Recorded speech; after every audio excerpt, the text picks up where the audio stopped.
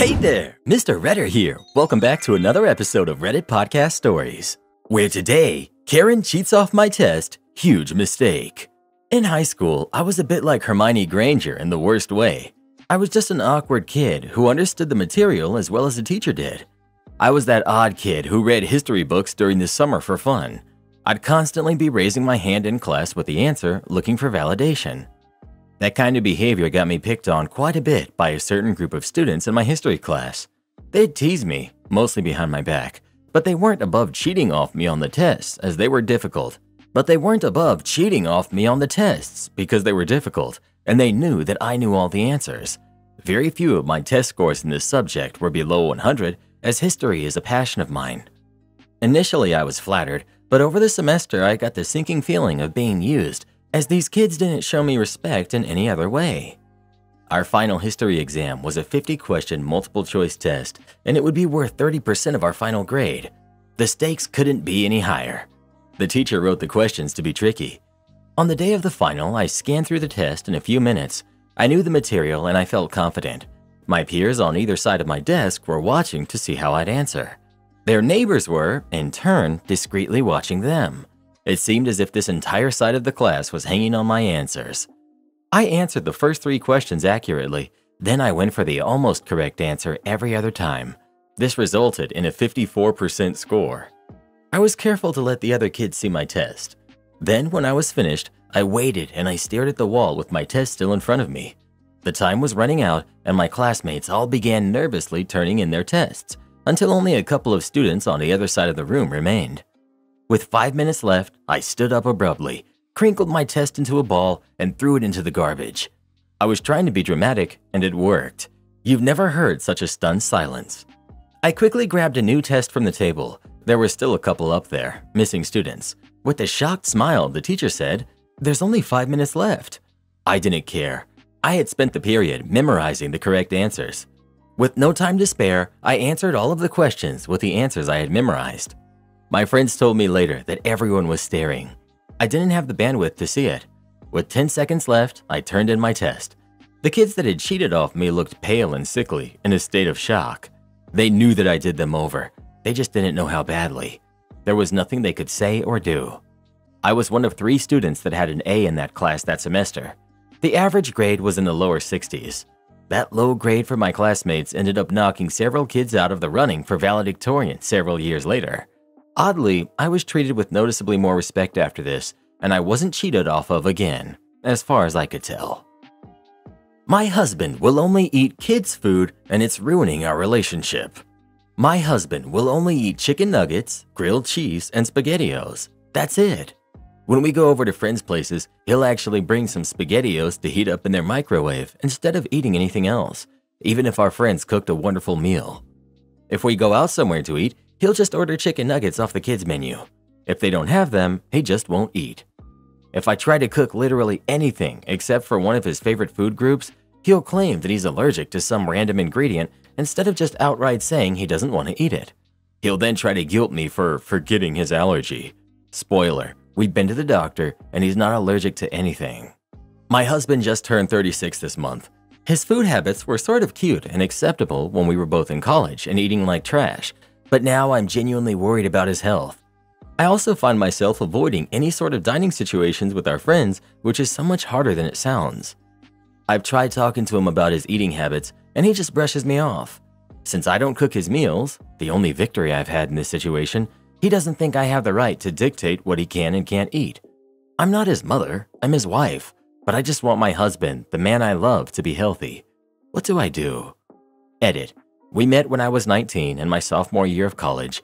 We got married after graduation and moved in together shortly after. I didn't realize how strict his diet was until after we were married. It does sound like avoidant restrictive food intake disorder, and I agree that we do need counseling. There's a good counseling center nearby that I found last night that offers couples therapy. I want to try them first. I'm going to bring it up to him tonight and really try to explain how much this issue bothers me, and how at the very least we should discuss this with a counselor to find a place where we're both happy. We started dating when I was 19 and he was 32. Looking back, I definitely wasn't mature enough for a serious relationship, but he's always been thoughtful and understanding. Update. So I did it. I confronted him when he came home. I brought up this condition that he may have, which he seemed very open to. He seemed sort of relieved that it's a fairly common disorder. Some of you absolutely called it. He explained that he was extremely embarrassed and defensive when I had tried bringing the issue up with him before. When I explained how much it hurt when he shut down on me, he seemed genuinely surprised. He had no idea this issue was so important to me. I'll admit, I did cry a bit as I told him how worried I am about him eating himself into an early grave. His foods are not healthy, and by the end of our conversation, we both agreed to work together to overcome this. We'll be going to couples therapy this weekend at a local clinic. From there, we'll look into seeing a dietitian and a specialized counselor for his eating disorder. However, I called his mother while he was at work. I asked her about his eating habits as a kid, if there were any foods he sort of liked or anything he was really adverse to. I like the idea of making weekly meal prep together so that there's no surprises and we can collaborate on slowly introducing new foods. I was hoping this conversation would give me a good starting point when I talk with him. His mother is a very sweet woman and told me all of the foods that he would sort of eat and everything that he refused to. But she offhand mentioned that he has sensory processing issues. I asked her to elaborate and she did. It turns out he was diagnosed as a kid. He even went to an after-school physical therapist for many years to deal with sensory issues. He never told me any of this. When I spoke with him, I didn't know how to bring it up, so I just didn't. I'm so worried he'll deny it or get angry with me for speaking to his mother behind his back, since he obviously doesn't want me to know. I feel lied to and manipulated. I don't know how to bring this up with him because right now I'm just starting to process it. I'm angry that he never told me. His food issues are one thing, but not telling me about his diagnosis and seemingly intentionally keeping it from me, as he didn't bother to mention it today either, is another. It's more and more obvious that the man I married isn't who I think he is, and he's been lying to me for years. Right now, I'm telling myself to wait until counseling this weekend before confronting him. I don't want our conversation to be out of anger, but I also don't know how I could ever trust him again if he was so willing to keep such a big secret from me. Edit. I will be bringing this up in counseling, but I'm not going to discuss it with him until then, as I don't want to let my anger and hurt override my desire to help him. Update. I confronted him about my conversation with his mother the night before our counseling appointment. I made sure to bring it up casually so I didn't become angry again. He tried to brush me off at first, saying he didn't know what I was talking about. After talking for a bit, he eventually confessed that he not only knew of the diagnosis, but deliberately kept it from me. He said I was his dream and he didn't want to do anything to ruin our perfect relationship. I explained how him keeping this from me hurt me. I explained how I could have been there to support him instead of feeling like he needed to hide. He said he wasn't ashamed of it at all. He explained that it's just not something that affects him anymore. I again explained how it affects me, but he didn't seem to care. I didn't show him the post I made, but I used some of the advice from you all to try to explain why this does in fact still affect his life. He went to bed upset. The next day, he acted like nothing happened. We ate breakfast. He had chicken nuggets and went about our day. I kept expecting him to bring it up, but he never did. I didn't have the nerve to bring it up again until later at the marriage counselor's office. I spoke to the counselor so as to not seem accusing and explained that this was an issue that bothered me. My husband actually laughed and said he assumed I'd gotten over it by now. When I explained that no, I really hadn't, he got angry with me and stormed out. The counselor tried to mediate, but it wasn't much use as my husband went to wait in the car. I was worried he'd leave without me, so I cut the meeting short. Our ride home was quiet. It wasn't until we got home that I said I was worried he was keeping other things from me too. He said he had been reading online about how some people can't understand his condition, and therefore he didn't think it was important to tell me about it. I said that was the weakest excuse I'd ever heard. He then said I'd leave him if I knew. I said if I left him, it would be because he's a liar. Apparently, he told all of our mutual friends that he had just been diagnosed recently, and I was considering leaving him because of it. Now many of our friends won't talk to me and act very cold when we run into each other in public. I don't know what else he's told them, but I think he told them that I cheated on him, as a fake account has been commenting horrible things about me on my Instagram. I keep reporting them, but it seems like another just pops up in its place. I haven't decided if divorce is the right path. I know he's been browsing angry, lonely, bitter male websites, so I'm even more convinced that this isn't the man that I've married. I'm mostly just confused. I've been avoiding him at home, and it feels like more of a roommate situation at this point. He doesn't really leave his den until it's time for work, and then he's back in the den until bed. It seems like everything is messed up just for me wanting to help. I don't even know what to expect at this point, much less how to move on from here. Update. I'm going to be discussing divorce with a lawyer. I don't know how to bring it up with him, but I'm past the point of caring. You're all right. I dread coming home to him in the evenings. I dread if he will miraculously want to talk. This isn't healthy for either of us. At the very least, some time apart would be good. That's all for now. I don't think I'll update past this, as I'm already uncomfortable with how quickly this blew up. But I will be living elsewhere by the end of the month. I read the first part, then stopped. All I saw was, I married someone who eats like they're a kid, and now I'm upset that they eat like a kid. Why do so many people think that their significant other is going to magically change at some point in the relationship? Am I the jerk for sending him a bill for $1,000 after him and his kid ate all of our food? I've been seeing Jack for 2 years now, but we live separately due to the kids and just wanting to make sure this is 100% all in before uprooting them. I have 2 sons, 13-year-old twins, and 1 daughter who's 11. He has 1 daughter who's 13. We do weekend stay-togethers twice a month so far, and there's never been any major issues, honestly. The girls have gotten into a few petty arguments, but other than that, no big problems. I spend around $1,000 a month in food, and that covers me and my kids, plus Jack and his daughter for the 2 visits a month. I do a lot of meal prep and couponing. Last month, my mother asked me and my kids to go to her place in Louisiana to help her move out of her home and into a 50-plus community. It made me feel more comfortable to have my house occupied in my absence to keep the dehumidifiers and everything running. Huge moisture issues here, and I don't want anything to mold or rust. So I asked Jack if he and his daughters wanted to stay at my place for 2 weeks in our absence to keep everything running smoothly. I gave it a 2 weeks time frame, but was unsure of how long it would actually take. I knew the drive alone would be 2 days there and 2 days back. He agreed. I did my monthly shop before leaving and spent $1,092. I told them that they could have some of my food when we were gone, so maybe this is my fault. But anyways, we got back 2 days ago, 4 days before the 2-week mark, and found my house in ruin practically. Dirty dishes on the counters and table, dirty clothes throughout the living room and bedrooms, mine and my daughter's where they slept. I kept my house clean, so this caused a lot of panic on my end. I grew up with hoarders, so I take pride in a clean home. But the one thing that truly tipped me over the edge was finding that they went through at least 90% of the food I bought before leaving in less than 2 weeks. We were left with a single pack of hamburger, all the veggies, and a few boxes of pasta. Jack started scrambling when we entered the home, saying, "Sorry, I was gonna clean before you got back, but I didn't expect you so soon." I just gave a hushed, "Please leave." He and his daughter left. But after giving it some thought, I told him he had to reimburse us the $1,000 worth of food that he and his daughter ate. I told him their intake was absolutely repulsive, that I said he could have some, not eat everything in the house and leave us with nothing.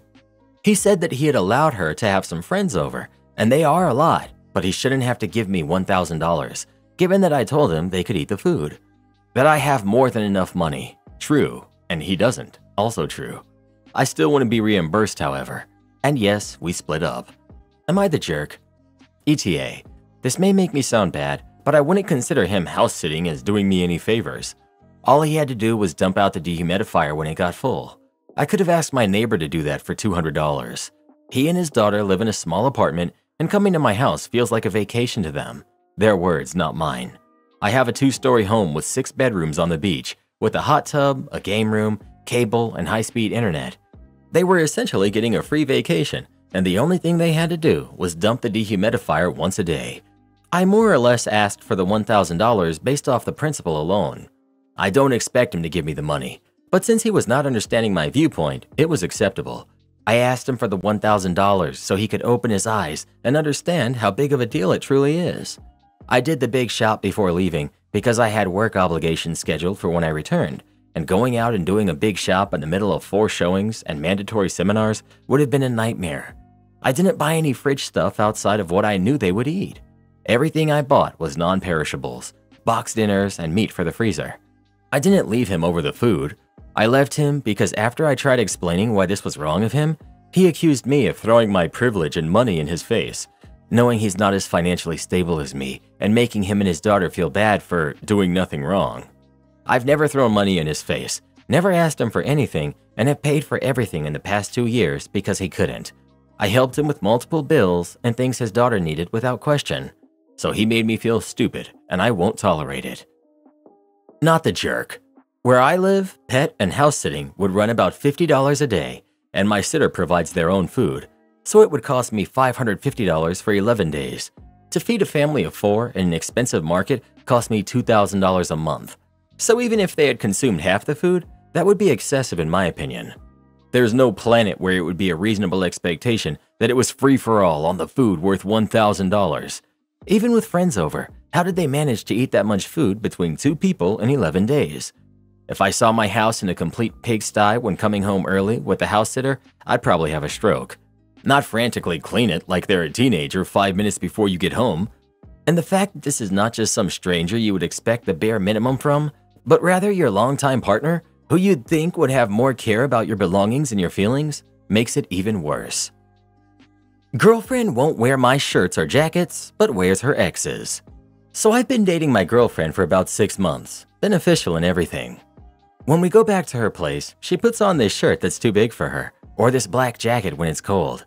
I asked her where she got them from, and they were from an ex. I wasn't crazy about it, but whatever. When she comes over to my place though, or it's cold outside and she doesn't have a jacket, she doesn't want to wear mine. One time in particular, we're hanging out in my backyard, playing with my dog, and she was shivering. I asked her if she wanted a jacket, but she insisted on not wearing it. Later that same day, we went back to her place. She needed to run some errands and was going to go out again. As she was getting ready, she put on her ex's jacket. Am I overthinking this? I feel kind of hurt that she doesn't want to wear my shirts or jackets. Try not to focus on this, but I think it's weird and it would annoy me as well.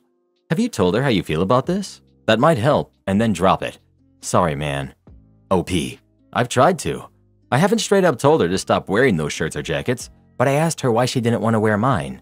She simply said they're not her style, which feels like absolute BS, because the shirts from her ex have pit stains, and the jacket has a hole in the pocket and a zipper that gets stuck. Bro, that's a legit what gives moment. It's like, ex's shirt is comfy, but not yours? Nah, it's not about jackets, it's about feels. Maybe she's not connecting your stuff with coziness yet. Maybe her own hang-ups. Chill, don't overthink, but also communicate. Share your feels, ask about hers. There might be more to the jacket drama. If she's still rocking the ex's gear, it's worth a conversation. Keep it real, but keep it cool. Jackets aren't just fabric, they're feelings, man. OP. We were friends for under 2 years before we started dating. She was with her ex for less than a year. If that's the case, then it really is frustrating. Update. So I had a chat with my girlfriend this morning, and I basically told her that I was really bothered that she chooses her ex's clothing over mine. She said that they are just clothes, but I explained to her that the visual of me offering my jacket and then she rejects it and goes back to her place to use her ex's really bothered me. She took a second and was like, oh. I asked her how she would feel if I did something similar, and she realized she'd be bothered by it. She said my jackets are fine, just that she didn't like the color. She apologized and said that her shirts are just shirts, but she didn't realize how it looked from my point of view. She said she had an idea, so she drove us to a local clothing store. She bought me a jacket. Then she said that I better not complain when she uses this jacket once it smells like me. So yeah, everything turned out great. Edit. She also offered to toss her ex clothes away, but I told her she didn't need to. It wasn't the clothes themselves that bothered me, it was how she was acting with them when compared to mine. Am I the jerk for moving out after my parents told me to give my space to my brother and his family? I, 27 female, live with my parents. I have a job and I've been helping them by paying rent and buying groceries. My brother is married and they have 2 kids, a 2-year-old and a newborn. He recently lost his job and has asked my parents if he can move back in until he's back on his feet. My parents told me that I would need to move out of the basement suite in the house and into my mom's hobby room while my brother and his family stay with them. I did not agree, and they said it was their house and their rules. I don't really own a lot of stuff. Everything in the suite belongs to them. I don't even own my bed. I packed up my clothes and my laptop, and I went to work like usual. I went out of town for 14 days, then I got 7 days off. While I was at work, I booked an all-inclusive for my week off. It cost me less than rent and food at my parents' house. I told my parents my plans, and they were cool with it. I started getting texts a few days ago asking where my rent and grocery money was. I said that I moved out, that if I wasn't living there and eating there, I wasn't going to be giving them money. They got really upset because they were counting on the money to help support my brother. They said that I moved out without giving notice. I said that they literally gave away my living space and that I didn't owe them anything if I wasn't there. I asked them how much they were charging my brother. I was giving them $1,800 a month, Canadian money, for rent and food, and I was only home a maximum of 14 days a month, usually less. My brother called me to say I was a jerk for not helping him out. I pointed out that he hadn't sent our parents money when he was employed. He said that he had a family to support, so he needed his money. He said if I came back, he and his family would move upstairs and I could have my space back. I had actually done the math though. I can stay at an all-inclusive which covers my room, maid service, food, alcohol, and entertainment for 2/3 of what I was paying my folks, and I don't have to live through Edmonton winters when I'm not working. I sent my parents $500 to help them with groceries, then I went to the beach. My parents, my brother, his wife, and a fair few of my other relatives are saying that I'm a jerk for abandoning them in a time of need. I think I'm not, and I shouldn't have to pay them anything. Am I the jerk? Not the jerk. As you say, you were renting a space and they threw you out. In addition, it sounds like they were overcharging for the space, given that you found a space you like better for less money. Now, there's nothing wrong with helping your parents, so I wouldn't necessarily say your old rent was a problem, but it's crazy that they would kick you out and expect the rent and grocery money to remain unchanged. I can't tell if your parents are jerks or just oblivious. You make an excellent point about how your brother wasn't sending your parents money when he was employed. That makes it clear that your payments were for rent and food, not just because. Honestly, I think it's healthier for you to be on your own anyway. It's natural for kids to become more independent as they mature. Am I the jerk for expressing to my in-laws that I don't want to be their server for their family Christmas dinner? I'm a newlywed, and my in-laws are rolling into town for Christmas and staying at my husband and I's new house. They mentioned wanting to dine out for Christmas dinner, but I offered to whip up a home-cooked feast instead. Unfortunately, they turned down the offer. Now, here's where it gets interesting. I'm currently working as a server in our town after recently being laid off from my corporate job. Lucky for me, the restaurant is closed on Christmas Eve and Christmas. Well, turns out my mother-in-law had other plans. She called up my workplace without speaking to me beforehand and asked for me to be their server for their entire Christmas dinner. I found out through my husband that I'd be playing the role of their server for their festive family celebration, and my Christmas gift would be a sweet tip and takeout from my restaurant. Seems a bit odd, especially since our restaurant isn't even open on Christmas Eve or Christmas, and I'd be available to spend time with them on those days. They're scheduling this dinner before we close and making it their designated family celebration. I politely declined because let's be real, being excluded from Christmas dinner while working as their server? That's a hard pass for me. Unfortunately, I was told that I was being dramatic and there's nothing weird about me being their server for their family's Christmas dinner. Thoughts? Not the jerk. That's insulting and spiteful. We don't want you to cook or be a participant in our Christmas celebration, but we'd love to come to your workplace and have you serve us. So technically you're there with us, but you can't contribute to the conversation and are required to be polite because it's your job. And to say your gift is the tip and takeout? What on earth is this? I'd tell your boss that you request to not serve them or switch with a coworker or call out last minute or something. How does your husband not see the offense in their actions and isn't supporting you? OP. I felt like it was very offensive and couldn't really understand why they thought it was weird that I said no. If the roles were switched, my family would never do that to their son-in-law. I've served my husband, friends, and family in the past, but not on a holiday where I was being isolated. I feel like I'm being gaslit. Am I the jerk for having the power to my apartment disconnected after being asked to leave? 18 months ago, I moved into my best friend's apartment because she was struggling to pay rent. Having a pretty good income, I paid the majority of the bills, including all of the electric, heating, internet, food costs, and half the rent. I was paying roughly $1,800 per month while she was paying $500 per month. 10 months ago, my roommate's mother moved in with us and the financials didn't change. I was still paying half of rent, all of the electric, heating, food for 3 people and internet. Her mother paid nothing. My roommate met a guy about a month ago from the other side of the country, and this week they had planned on him coming to stay with us for 2 weeks. I was not happy about it. It was clear he didn't like me when we chatted on the phone. I digressed and said whatever. 24 hours before he was set to arrive, her mother started an argument with me. Her mother is irrational and rude. After a bit of attempting to appease her and it not working, she told me, "If you have a problem, you can leave." And I said, "When do you want me to leave?" And she said, "Right now." So I packed a bag and left. 2 hours later, the police showed up to my parents' house to speak to me about the happenings of the night. Her mom claimed that I made her feel scared and demanded a police officer escort me to retrieve my belongings from the apartment. The police told me I don't need them there to retrieve my stuff, and if they try to block me from getting my stuff, to call them. Last night, I brought a buddy and a truck, and in an hour and a half, we moved all of my belongings out from the apartment. Today, I called the electric company to have them cancel my electric as I no longer live there. The electric company let me know that they'll be shutting off the power to the apartment tomorrow and reminded me that if the pipes weren't full of antifreeze, they might burst.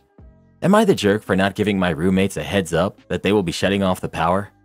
Also, I'm not on the lease. Not the jerk. You're not obligated to pay for anyone's power. Plus, her mom filed a false police report in order to try and get you arrested. I think the leniency ship has sailed. I agree. Not the jerk. They have every right to turn off the power the moment they leave. It's not their responsibility to pay for anyone else. Not the jerk. Just tread carefully. You turning up with a big strong man with a scary truck and turning off the water could be claimed as harassment and the situation twisted against you.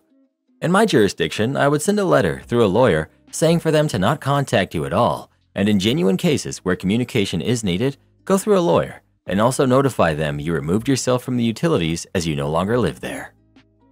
Not the jerk, but you need to tell the landlord so that he can tell them. Let him know that you moved all of your belongings out of the apartment and you're giving up your tenancy. That way, he can't name you in the eviction that's going to happen. Karen is demanding I take care of her cat since she's pregnant. My wife, who's 28, and I, 36, are expecting our first baby. 3 years ago, my wife decided she desperately wanted a cat. I can't stand cats and all animals that stay in the house, really, so I was against it. She wouldn't stop talking about it, so finally we made a deal that she could get a cat, but it would be her responsibility, and I wouldn't have anything to do with it, and she agreed. She stuck to her word and I stuck to mine. I mostly ignore the cat. Now she's pregnant and asked me if I can scoop the litter until she gives birth because of toxoplasmosis. But I looked it up, and as long as she wears gloves and washes her hands, she should be good. So I told her absolutely not. She wasn't happy, but I reminded her of our agreement. When we got the cat, I told her that it was her responsibility, and if she didn't want to take care of it anymore with the new baby coming, we can get rid of it and find it a new home. She said no and has been scooping the litter. Her sister was over and saw her doing this and flipped out at me, telling me how dangerous it is. But of course, her sister is going to be on her side and overreact. I never wanted the cat, so I don't see how I'm in the wrong. You're the jerk. Even if she finds some safe ways to do it, it's still recommended that pregnant women don't change a cat's litter box. You're really going to stick to this agreement for your wife and baby's health? You know it's just temporary. You know she'll go back to changing the litter box once she has the baby. But why risk your baby's health by the possibility of her getting toxoplasmosis? Just to stick it to her? To have a reason to get rid of your wife's cat? You're the jerk.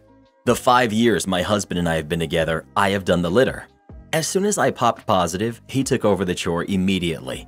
Not just for the toxins, but the smell makes me sick too. Is it really that hard to be a good husband? Right now, you sound like you suck. Well, who do you think is the jerk? OP or his wife? Please let us know. My half-siblings feel left out, and I don't care.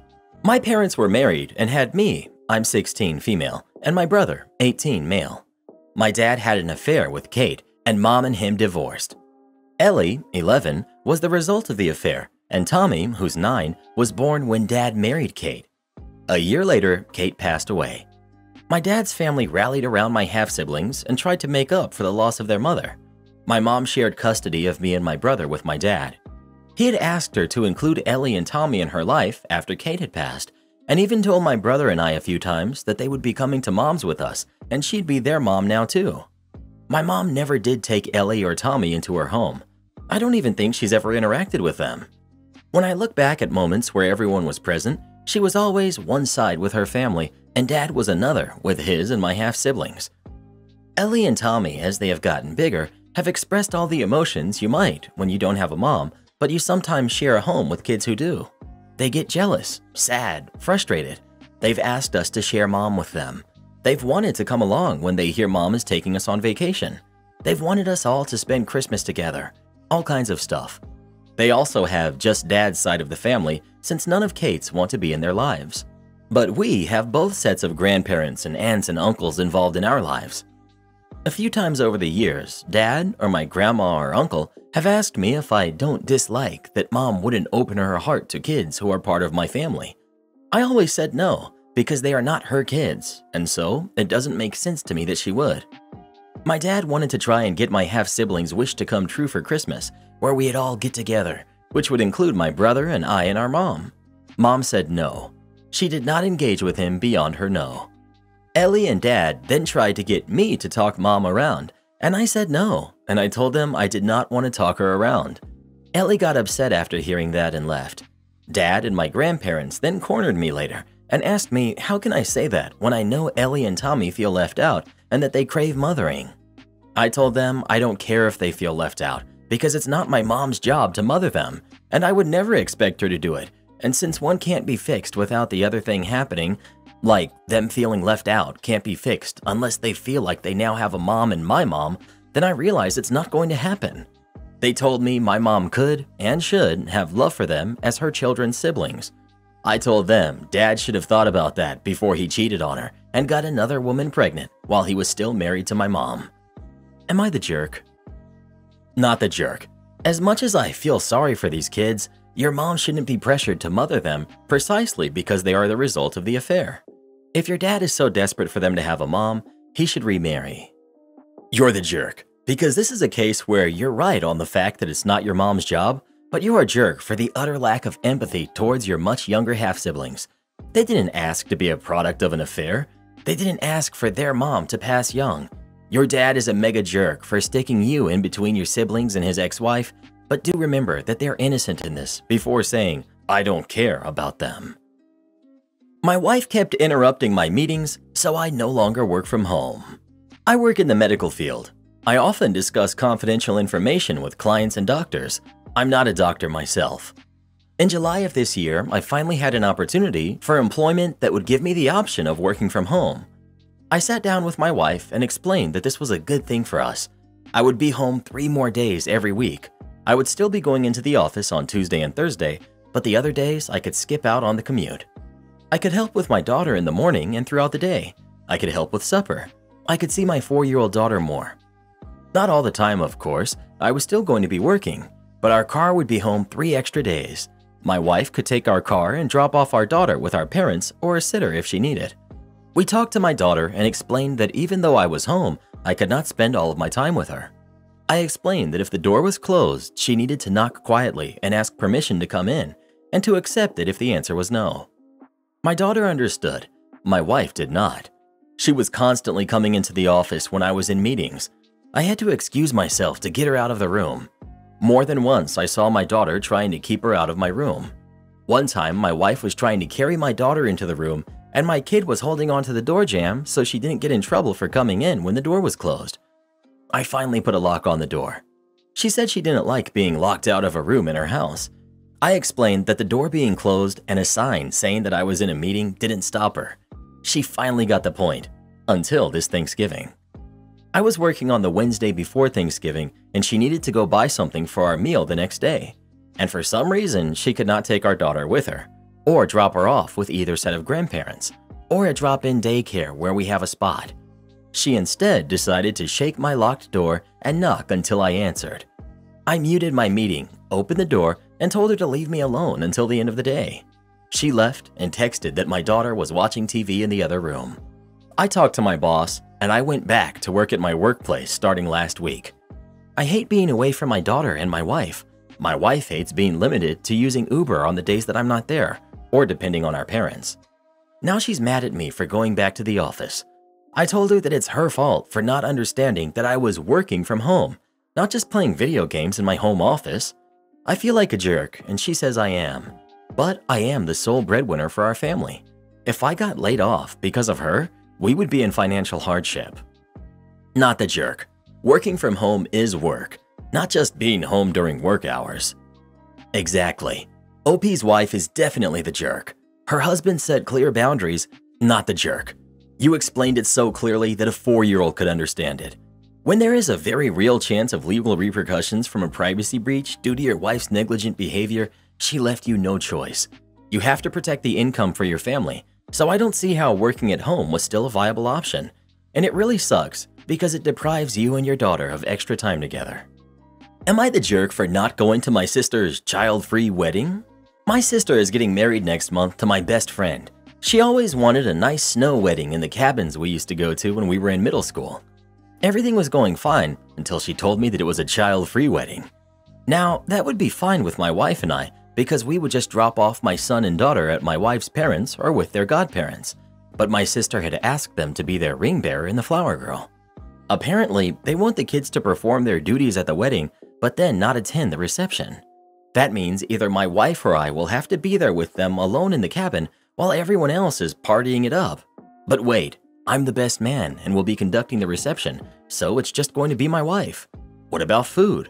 My mom will give my wife 20 minutes to come in, grab some plates with food, and come back because the mother of the bride can't be missing for too long. So they expect me to abandon my wife and our kids, who are under the age of 7, in a tiny cabin that is not childproof, where the source of heat is a fireplace and there's barely any cell signal. This is the day after driving for 7 hours with said kids. Not only do I think this is not a safe idea, considering it would be in the middle of winter, my wife has never even been to these cabins and the lack of ability to properly communicate, but also I think it's incredibly rude to invite someone to a destination wedding where they are only allowed to attend the wedding. Although my wife says she can manage, she's really gullible sometimes and is a little bit of a people pleaser. I refuse.